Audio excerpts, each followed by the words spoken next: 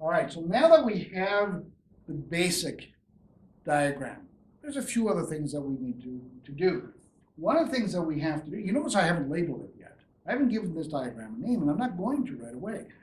The first thing we're going to do is actually write a narrative. Now, I have my style that I prefer.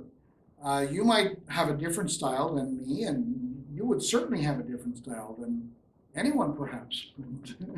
The whole idea is that regardless of your style of writing, we all have to have some kind of a method to get the information exactly the same.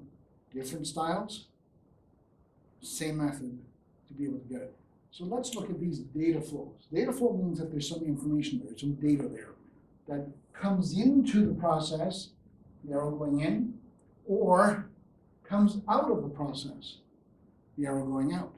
Okay? If the arrow is going out, it's either to record some information or some data, or we can have a dialogue like this, whereas we query the data. When an arrow is coming in, it means that we're either receiving information or we're referencing something and joining it to something else. So, these data flows, I'm going to put a little dot there, a node. Okay? And I'm going to read through it. The way I read through it is perhaps the way I would write it up. If I can read it, if I can say it, I can clearly write it. And if I remember that, I'll never get stuck trying to write it. So for each request from a customer, determine if the product is available. If it is available, if it's not available, I should say, tell the customer that it's not available. If it is available, tell the customer it is available in the quantity they requested and the price of that product. If the customer wishes to buy the product, take the product out of inventory, give the product to the customer, okay, receive the payment from the customer, record the payment, keep track of the payment, keep track of the outlet at which the sale happened, keep track of the salesperson who served the customer as well. Reduce the inventory of the product sold by the quantity that the customer bought. Based on the customer's information, who they are and where they live and so forth, determine if we already have a record of that customer. If we don't have a record of that customer, using that customer information, keep track of the customer.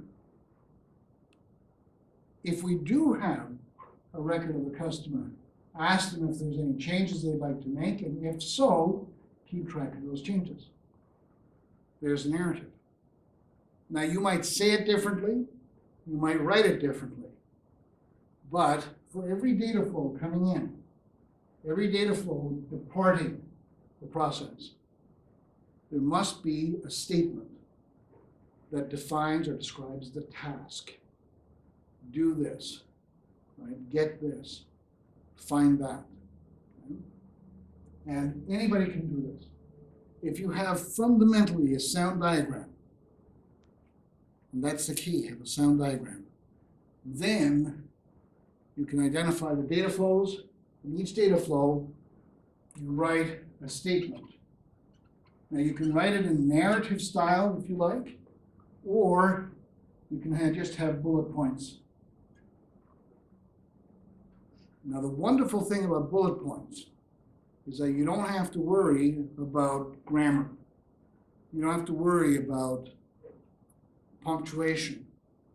You don't have to worry about capitalization on some words. You just make a statement. So it works really, really well. And then covers off the process.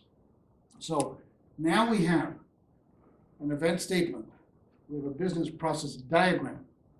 We've identified the process itself. We've identified some objects. In this case, we've identified 5 of them. We've identified some data for each of the objects. If we spend a moment on outlet and salesperson, we would find some there too. And we found all that. We can go through this process, then write a narrative. Very easy to do. The last thing we do is we give it a name. And the name, we put that right in the middle here, is going to be the name of the process. And the process name always starts with a verb because the process name does something. So it's the opposite of an event statement.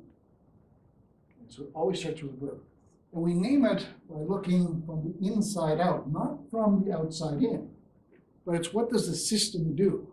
In this case, what the system does is it serves a customer. It serves a customer, or we sell a product, one of those two. So you can either put sell product, or you can put serve the customer. That's how easy the process gets, but it's not over yet, because the next step is to go through this business rules table to find out the business rules that govern the behavior of the data in the process. And this is just a matter of practice, nothing else. We'll go through more of them a little bit later on when we get to the business rules table in a little while.